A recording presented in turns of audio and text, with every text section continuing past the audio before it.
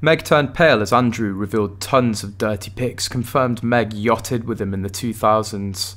Ghislaine Maxwell's unofficial biographer has suggested that Meghan Markle may have met Prince Andrew via Maxwell and Jeffrey Epstein, years before she even met Prince Harry.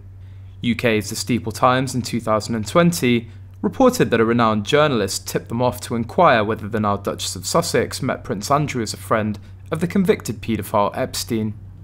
This question was revisited by Summers, the author of Ghislaine Maxwell, an unauthorised biography, in a new podcast shared on YouTube, in which she explored the connections between Markle, her close friend Marcus Anderson, Epstein, Maxwell, and of course Prince Andrew.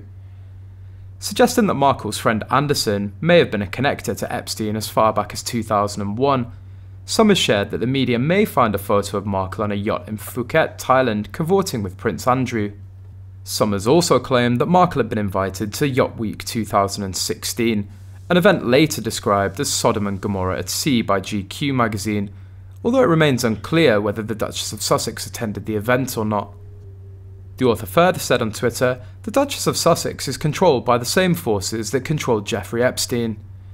In other news, Scobie was the co-author of the book Finding Freedom, about the Duke and Duchess of Sussex's experiences within the royal family, which culminated in Megxit. It was claimed in the book Meghan took part in a staged kidnapping, where she was bundled into the back of a car by a terrorist taken to a different location and then saved by officers firing fake guns. This was reportedly part of a security training course which all new royals have to take part in. The Princess of Wales reportedly didn't take training until after the marriage to William. However, Finding Freedom states that Meghan undertook the training sooner due to a high level of threats made towards the couple. GB News host Dan Wooten unpicked the claim from Scobie's book and those made in Spare. He accused Scobie of being a sycophant to the shunned Sussexes by calling him a hagiographer and slammed the authoritative tone of the royal commentator. Mr. Wooten said, "It all sounds very dramatic, doesn't it, and very authoritative from oddball Scobie. But here's Prince Harry to tell us what really happened." In Spare, the 38-year-old said, "There's been some reporting about the palace deciding to instruct Meghan in guerrilla warfare and survival tactics in the event of a kidnapping attempt. A best-selling book describes the day special forces came to our house, all of which is utter nonsense." Meg wasn't given a minute of training.